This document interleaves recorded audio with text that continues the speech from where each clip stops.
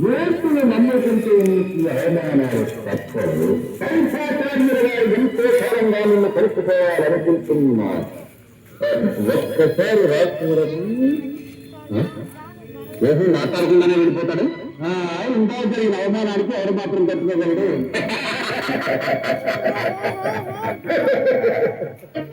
ఏనాటికైనా ఏసు నా ప్రత్యర్థి, నా ప్రాణ కంఠకుడు. అతను పట్టుబడింది నా విజయానికి పట్టుబడు.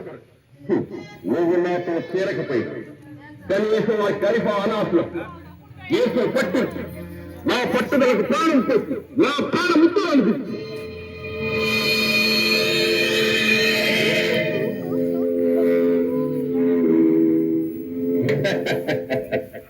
యోగా ఇన్నాళ్ళుగా కలవాలనుకున్న మిత్రుణ్ణి ఇక్కడ కలుసుకోవడం చాలా సంతోషం.